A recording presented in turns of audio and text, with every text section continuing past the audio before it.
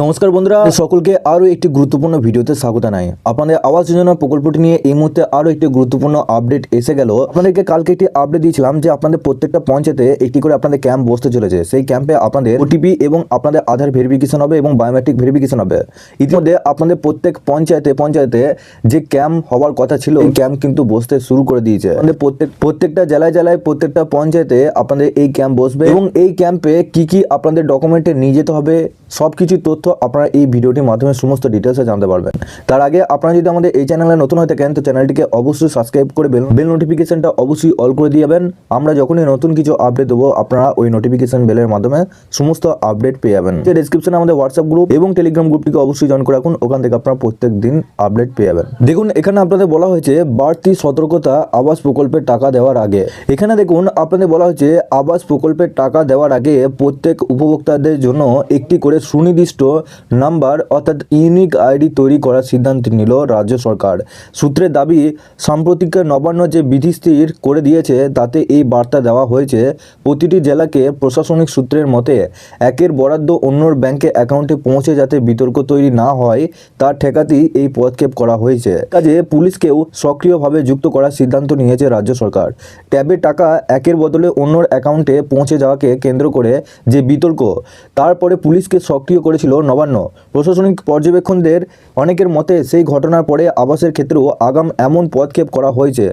প্রসঙ্গত চলতি মাসে 15 থেকে 30 ডিসেম্বরের মধ্যে আবাস প্রকল্পের টাকা ছাড়ার কথা ঘোষণা করেছিলেন মুখ্যমন্ত্রী মমতা বন্দ্যোপাধ্যায়। শীঘ্রই জেলায় বিভিন্ন এলাকার শিবির চালু করছে সরকার।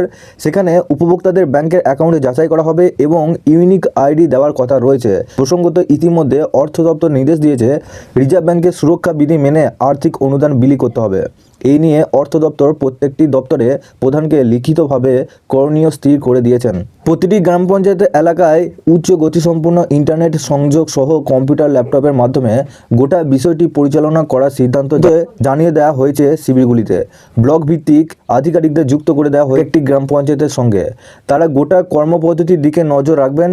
ওটিপি এবং ওটিপি বায়োমেট্রিক পদ্ধতির ব্যবহারে নির্দেশ দিয়েছে নবান্ন। প্রশাসনিক কর্তা জানিয়েছেন উপভোক্তার তালিকা মৌজা বা গ্রাম ভিত্তিকভাবে ভাগ করে দেওয়া হবে যাতে গ্রাম পঞ্চায়েতের পিছু একটি শিবিরে 150 থেকে 200 জনের বেশি ভিড় না হয়। কোন উপভোক্তা কোন শিবিরে যাবেন তা জানিয়ে দেবে প্রশাসন। আধার কার্ড, ব্যাংকের পাসবই এবং আধার সংযুক্ত মোবাইল নাম্বার সঙ্গে আপনাদের রাখতে হবে। ব্যাংকে অ্যাকাউন্টের প্রমাণ দিয়ে সংশ্লিষ্ট বৈধ মোবাইল নাম্বারে ওটিপি মিলিয়ে তবে বাকি কাজ হবে। গোটা প্রক্রিয়ার ওপর ভিডিওরা যেমন নজর রাখবেন, পুলিশের ওপরেও অবাঞ্ছিত ঘটনা ঠেকাতে বাড়তি দায়িত্ব দেওয়া থাকবে। এক কর্তার কথায় এই প্রক্রিয়ার সময়ই একজন উপভোক্তা একটি করে ইউনিক আইডি পাবেন। তার ভিত্তিতেই টাকা ছাড়া হবে।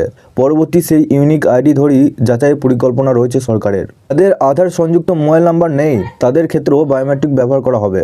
প্রসঙ্গত আবাস তালিকা যাচাইয়ের সময়ও এলাকায় সেই পদ্ধতি নিয়ে সরব হয়েছিল উপভোক্তাদের একাংশ। নাম বাদ যাওয়া নিয়ে বিক্ষোভও হয় জায়গায়। পরে মুখ্যমন্ত্রী এবং মুখ্য সচিব এই ব্যাপারে জেলা প্রশাসনগুলিকে বাড়তি সতর্ক করেছিলেন। কিছুদিন আগে ঘটে যাওয়া ট্যাব কাণ্ডের পরে এবার আরও সতর্কতা জারি করল জেলাগুলিকে।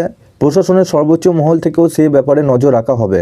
সূত্রের দাবি গোটা প্রক্রিয়া রাজ্য পুলিশের শীর্ষ মহলেরও নজর থাকবে পৃথকভাবে। প্রশাসনিক সূত্রে জানাচ্ছে যে আবাসের তালিকা প্রায় 11 লক্ষ উপভোক্তাদের নাম ছিল। তারপরে প্রাকৃতিক বিপর্যয়ে ক্ষতিগ্রস্ত আরও 1 লক্ষ মানুষকে বাড়ি তৈরি টাকা দেওয়ার কথা ঘোষণা করেছিলেন মুখ্যমন্ত্রী।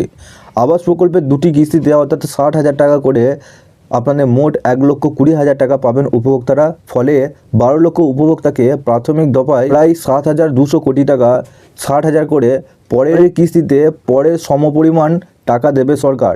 বিশ্লেষকদের একাংশের মতে যে আবাসের বরাদ্দ নিয়ে রাজ্যের চাপান্তর এখনও অব্যাহত, আবার উপভোক্তাদের চাহিদাও রয়েছে তুঙ্গে। সম্ভবত এই কারণে বাড়তি সতর্কতা নেওয়ার বার্তা দেওয়া হয়েছে। বন্ধুরা আপনারা বুঝতেই পারছেন আপনাদের আবাস যোজনা প্রকল্পে যাদের নাম উঠেছে আপনাদের প্রত্যেকটা পঞ্চায়েতে একটি করে শিবির আপনাদের হতে চলেছে, যেটা আপনাদেরকে কালকে আমি আপডেট দিয়ে দিয়েছিলাম। এই শিবিরে আপনাদের ওটিপি এবং বায়োমেট্রিক ভেরিফিকেশন হবে এবং আপনাদের একটি করে ইউনিক আইডি দেওয়া হবে। সেই আইডি ধরেই আপনাদের এবার ঘরের টাকা আপনারা পাবেন। আপনাদের যে আধার কার্ডটি রয়েছে সেই আধারের সাথে অবশ্যই আপনাদের মোবাইল নাম্বার লিঙ্ক থাকতে হবে, তবেই কিন্তু আপনারা আবাস যোজনা প্রকল্প থেকে টাকা পাবেন। যাবেন। আপনারা অবশ্যই চেষ্টা করবেন আপনাদের আধার কার্ডের সাথে মোবাইল নাম্বার লিঙ্কটা করিয়ে নেওয়া, কারণ আধারের সাথে মোবাইল নাম্বার লিঙ্কের পরই কিন্তু আপনাদের ওটিপি ভেরিফিকেশন হবে। আর সেটা যদি না থাকে তাহলে কিন্তু আপনাদের বায়োমেট্রিক ভেরিফিকেশন হবে।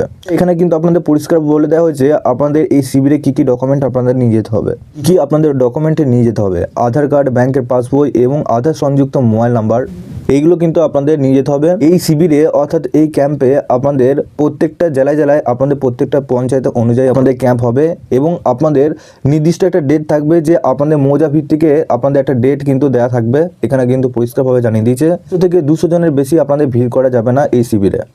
আবাস যোজনা প্রকল্পটি নিয়ে আরও যদি আপনারা আপডেট পেতে চান, আপনারা অবশ্যই এই চ্যানেলটিকে সাবস্ক্রাইব করে বেল নোটিফিকেশানটা অবশ্যই অল করে দিয়ে যাবেন। আমরা যখনই নতুন কিছু আপডেট দেবো আপনারা ওই নোটিফিকেশান বেলের মাধ্যমে সমস্ত আপডেট পেয়ে যাবেন। নিচে ডেসক্রিপশনে আমাদের হোয়াটসঅ্যাপ গ্রুপ এবং টেলিগ্রাম গ্রুপটিকে অবশ্যই জয়েন করে রাখুন। ওখান থেকে আপনারা প্রত্যেক দিন আপনারা আপডেট পেয়ে যাবেন।